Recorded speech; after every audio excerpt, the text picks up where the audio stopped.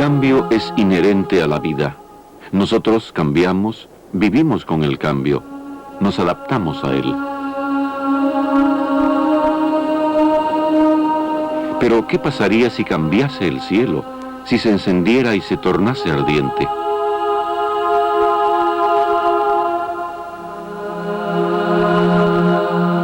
¿Podríamos acaso también cambiar nosotros, adaptarnos a un cielo incandescente?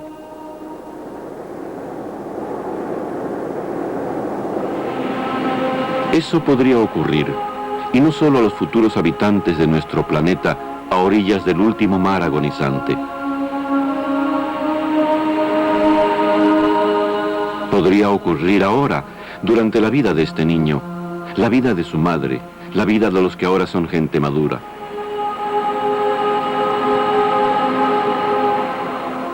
El fenómeno se denomina efecto invernadero.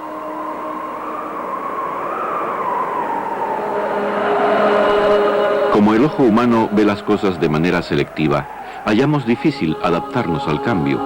Somos ciegos ante la totalidad de las cosas.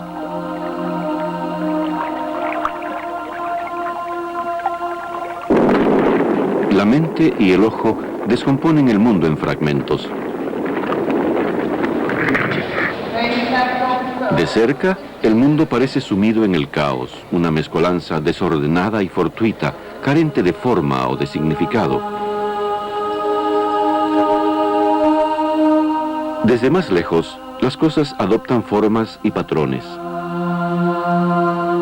A mayor altura, el mundo parece tener una forma más precisa.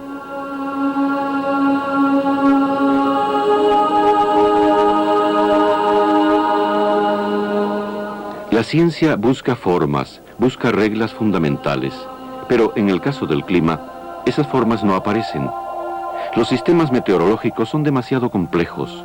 No podemos comprender los miles de millones de factores que los sustentan o los destruyen.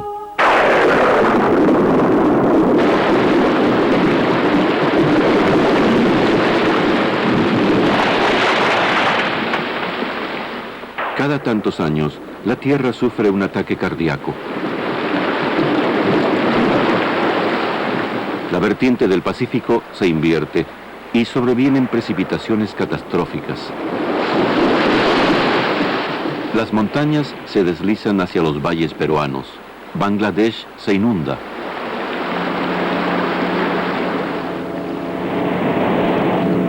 Caos total, producido por un pequeño cambio en el sistema climático. Es lo que se llama efecto del Niño. El clima en la región del Pacífico está equilibrado normalmente por dos sistemas de presión que se ciernen sobre el océano. En ciclos de 2 a 10 años, un ligero aumento de la temperatura del mar en el oeste invierte estos sistemas. Lo que antes era presión baja se convierte en alta y la alta en baja. Esto hace que los vientos alisios cambien de curso y soplen en la dirección contraria. El agua tibia fluye en dirección a Sudamérica, que aquí vemos a la derecha de la pantalla. Y sobreviene el caos.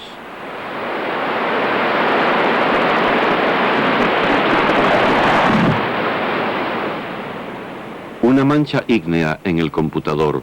Incendio en Australia. Los sistemas de presión del Pacífico se alteran y no caen lluvias en África. Esta devastación puede haber sido causada tal vez por un cambio de solo medio grado centígrado.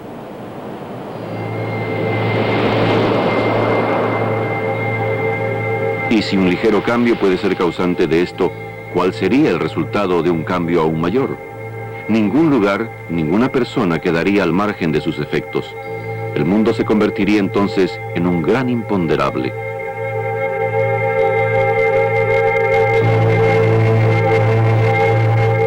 La ciencia nos puede decir cómo era el clima hace 1 millón de años. Sabemos que el mundo no ha estado nunca tan caliente. De modo que al atizar los fuegos del invernadero, estamos empujándolo hasta más allá de los límites. Los indicios del pasado no ayudan a vislumbrar el futuro.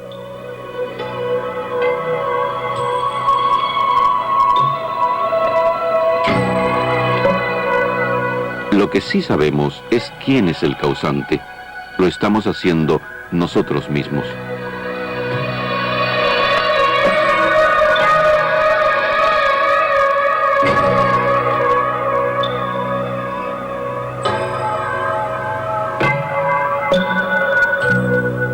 La temperatura es el resultado del equilibrio entre la luz solar y el calor reflejado hacia el espacio. No todo el calor del Sol se escapa al espacio. Una parte es atrapada por moléculas de anhídrido carbónico. Cuanto más moléculas, mayor es el calor. Y estamos liberando miles de millones de moléculas, toneladas de moléculas en el aire todos los años.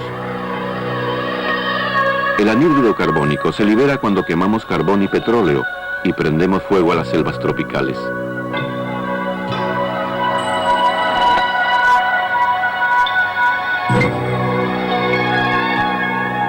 Desde la revolución industrial, el volumen de gases invernadero ha aumentado en un 40%.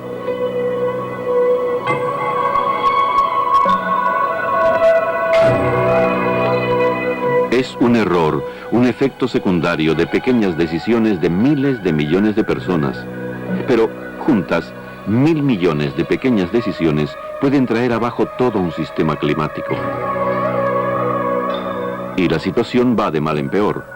También están aumentando otros gases invernadero.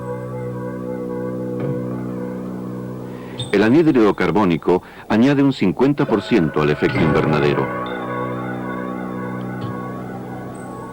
Pero un 20% proviene de los clorofluorocarbonos, que impulsan los desodorantes o limpian componentes en la industria de la electrónica.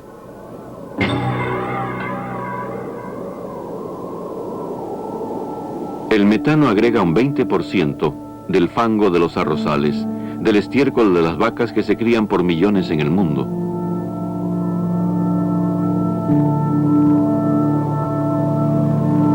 El óxido nitroso añade un 6%, derivado de los fertilizantes de nitrato rociados en los cultivos, del escape de los automóviles y de las centrales eléctricas de nuestro mundo urbanizado. Los pueblos también continúan extendiéndose. Para el año 2030, los gases invernadero habrán llegado al doble del nivel que había antes de la revolución industrial, suficientes para elevar la temperatura del planeta en 5 grados centígrados para fines del siglo XXI. Seguramente un cambio tan grande como ese será detectado antes de que suceda. El profesor Tom Wigley y su equipo de la Universidad Inglesa de East Anglia también lo cree así.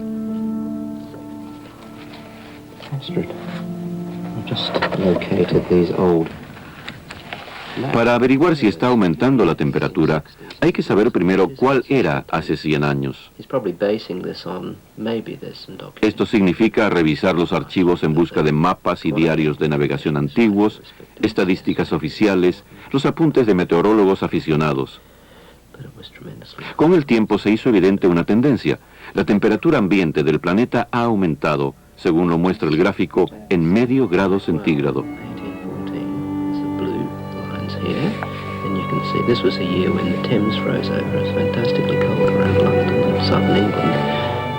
Pero todavía no podemos asociar ese aumento con el invernadero.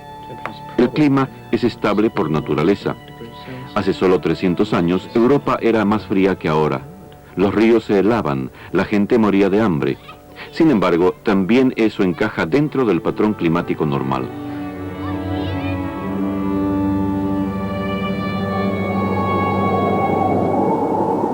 Aunque es difícil entendérselas con el clima, esa no es una razón para cruzarse de brazos.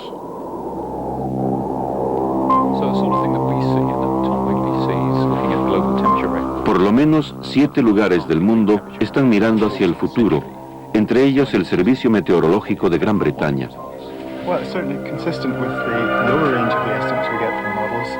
Aquí hablan una jerga que solo ellos entienden y su labor consiste en pronosticar el tiempo para mañana.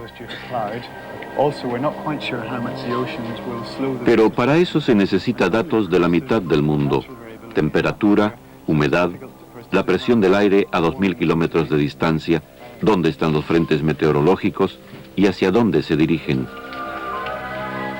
Un gran computador analiza todos estos datos durante horas antes de decidir que va a llover mañana. Prever lo que ocurrirá dentro de 50 años es un poco más difícil. Primero, hay que enseñarle al computador las leyes de la física, de qué manera el aire y el mar conducen el calor, cómo las nubes reflejan la luz del sol, de qué modo los gases invernadero cambian la ecuación. Luego se crea en el computador un día típico de verano: temperatura, humedad, presión, precipitaciones, frentes nubosos en 1000 puntos alrededor de la Tierra. Es lo que se llama un modelo, una forma de representar la realidad en pequeña escala. Luego, al modelo se le dice que los gases invernadero han duplicado su volumen. Durante varios días y noches, el computador baraja los números antes de decirle a su programador lo que le espera en el mundo cuando llegue a la vejez.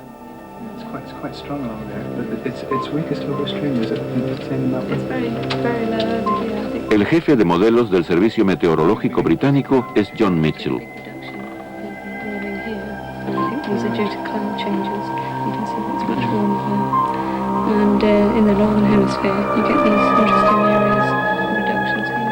Su modelo indica que el calentamiento será relativamente mayor en los polos que en la zona ecuatorial.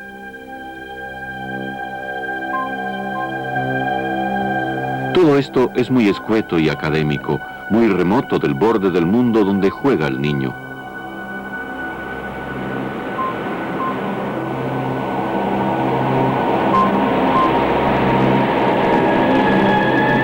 ¿Cómo será realmente el mundo para él cuando llegue el momento de dejar de jugar?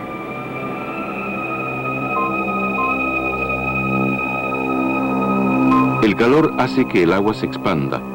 En un mundo cálido, la tierra se mermará y los mares crecerán.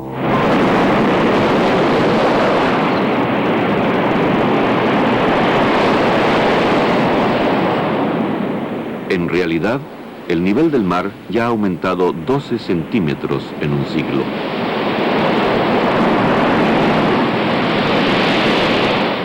¿Cuánto más podrá aumentar su nivel? Se han hecho pronósticos realmente extremos. No obstante, el profesor Wigley piensa que un cálculo más realista es que el mar probablemente subirá de nivel unos 50 centímetros en los próximos 15 años. Sin embargo, él considera esto como el límite más alto. Lo más probable es que el nivel del mar suba entre 20 y 30 centímetros. 30 centímetros en 15 años es algo que debe preocuparnos, sobre todo en algunas regiones del mundo. Los gobiernos están preocupados. Los bengalíes temen que su país pudiera quedar sumergido por el mar. Por lo pronto, se inunda cada cuantos meses. Otros científicos creen que el delta del Nilo podría desaparecer. El río Amarillo, el Mekong, el río de la Plata, todos podrían convertirse en brazos de mar. Islas enteras podrían hundirse y las costas alterarse. Y mientras los mares suben de nivel, los polos se pondrán más calientes, lo suficiente como para derretir la tundra, o para envolver la tierra en una nueva ciénaga enorme que despida metano y traiga moscas. Cambiarán los periodos de desarrollo de los cultivos.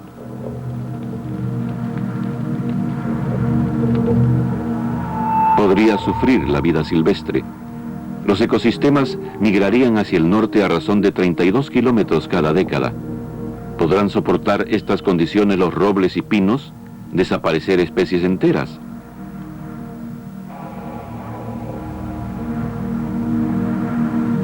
¿Y qué pasará con la gente alrededor del mundo?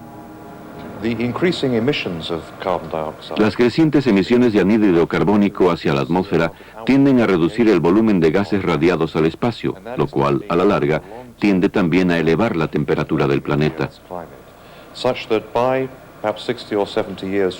En la Universidad Inglesa de Birmingham, el impacto de ese cambio es asunto de que se ocupa el profesor Martin Parry.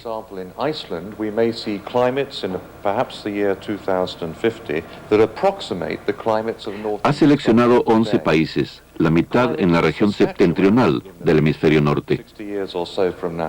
perhaps approximating the climates of northern Nebraska or southern Dakota. Eligió países donde sería mayor el impacto del cambio y por consiguiente más fáciles de estudiar.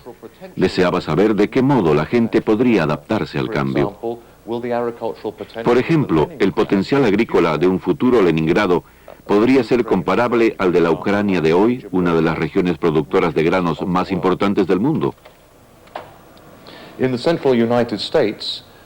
el centro de Estados Unidos, el cinturón de cereales parece ser muy sensible a los cambios de temperatura. Si la temperatura aumentase o bajase en 1 grado, el cinturón podría desplazarse tal vez 100 o 200 kilómetros al norte o al sur.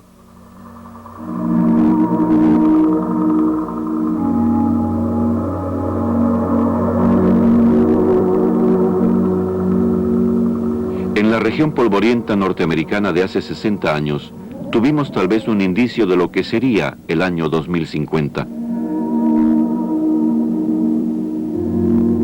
Canadá, Rusia, Japón, todos podrían cosechar más cereales de los que serían capaces de comer o de manejar. Sin embargo, cada ganancia traerá consigo una pérdida. Tenemos que preguntarnos cuán sensibles serían algunas de las zonas más vulnerables del mundo, en particular los trópicos semiáridos.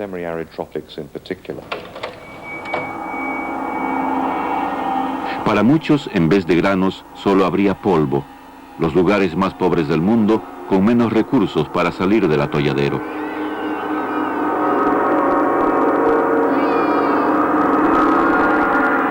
Cuando no llegaron las lluvias, hubo hambre en Etiopía. Podemos especular que el hambre se tornará endémico en un círculo de países alrededor del mundo, esos lugares semiáridos donde ya hay más polvo que humo de chimenea.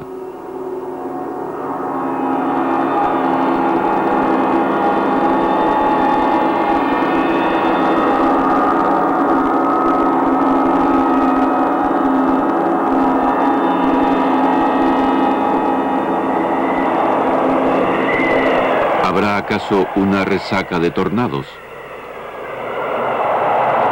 Más calor podría significar que habría más energía para azotarnos. Las lluvias violentas y torrenciales llegarían en épocas inesperadas del año. Es difícil prever el futuro, pero lo que sí sabemos es que nadie escapará a los efectos de ese cambio.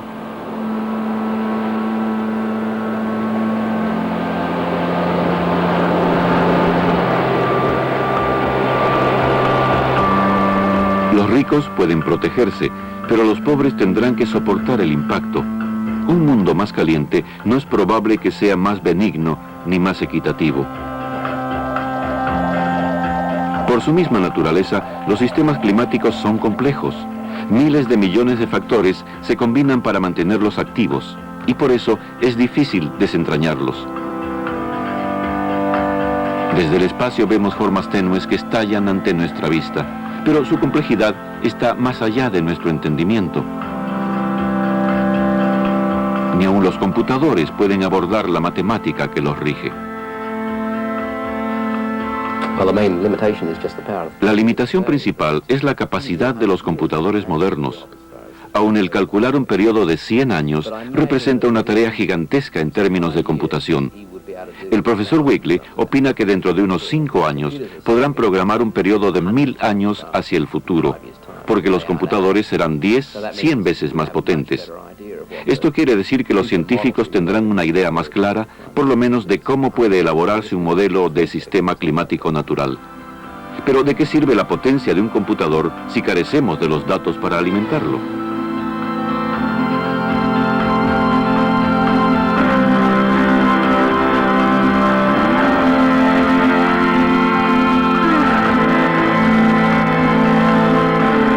A los sistemas no les gusta el cambio. Quieren seguir iguales eternamente. Tienen defensas incorporadas. Así pues, el mundo podrá absorber el efecto invernadero. Nos estaremos preocupando sin motivo.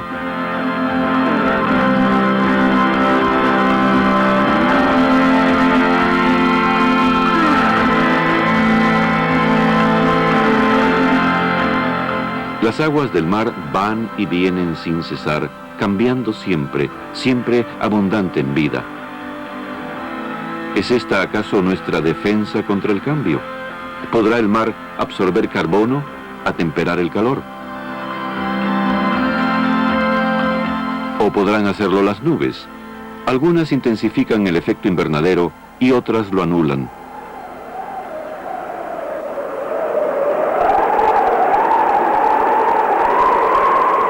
Las nubes bajas enfrían el planeta al reflejar la luz del sol. Las nubes altas elevan el efecto invernadero al atrapar más calor del que reflejan.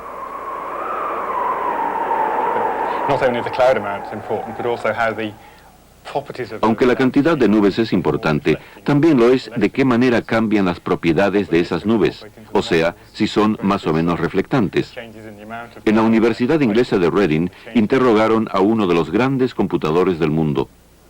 Un mundo más caliente podría quedar envuelto en nubes, pero ¿serían estas de naturaleza calentadora o enfriadora? El trabajo del Dr. Keith Shine parece sugerir que habría menos nubes bajas, lo cual tornaría más caliente el planeta. Cuando aumenta el volumen de anhídrido carbónico, las nubes bajas tienden a disminuir y en consecuencia el planeta tiende a calentarse más.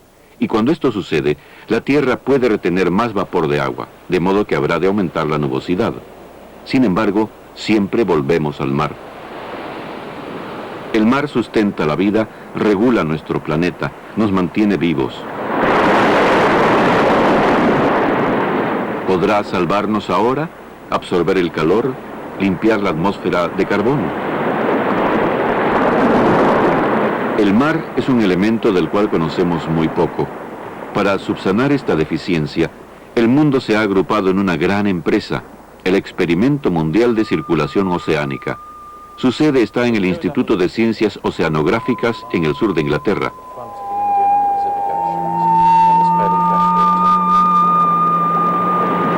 ¿De qué manera el mar lleva el calor de un sitio a otro?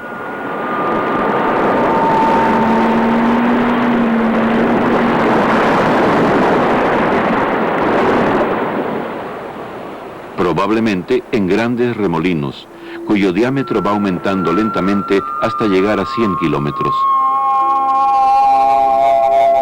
Para poder resolver el enigma del efecto invernadero, necesitamos saber si estos remolinos pueden llevar el calor de los trópicos a las regiones heladas del Antártico.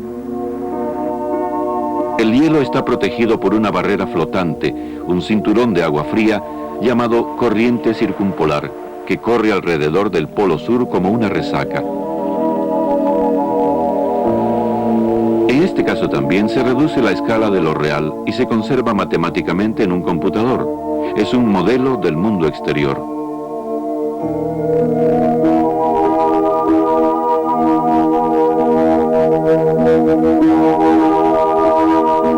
En un mundo más caliente, más calor sería llevado al sur.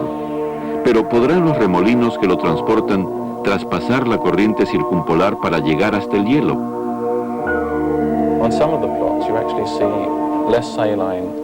El doctor David Webb está estudiando el modo de encontrar una respuesta a ese interrogante.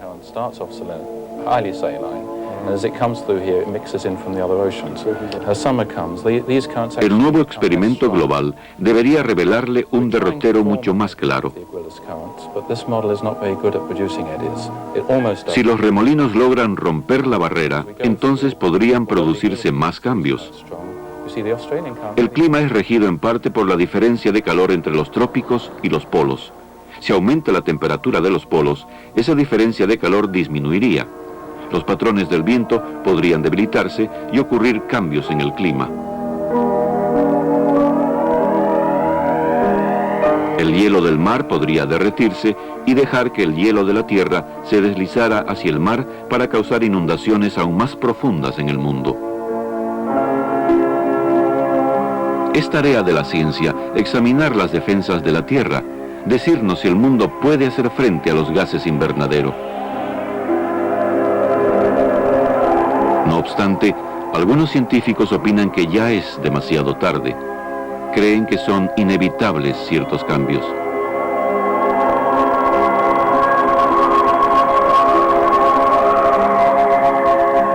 De ser así, la ciencia no puede detenerlos, pero sí puede ayudar.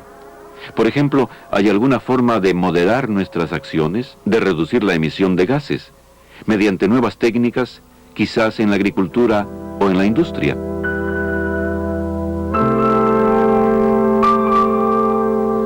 Cambiando tal vez nuestro sistema de vida.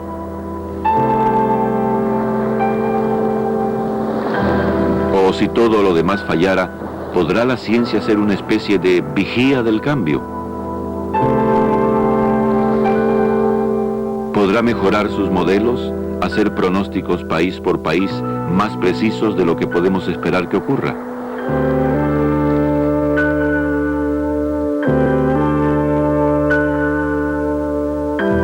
Los tiempos podrán cambiar, alterarse el clima, el planeta tornarse más caliente, pero la ciencia, por lo menos, podrá darnos espacio y tiempo para adaptarnos al cambio.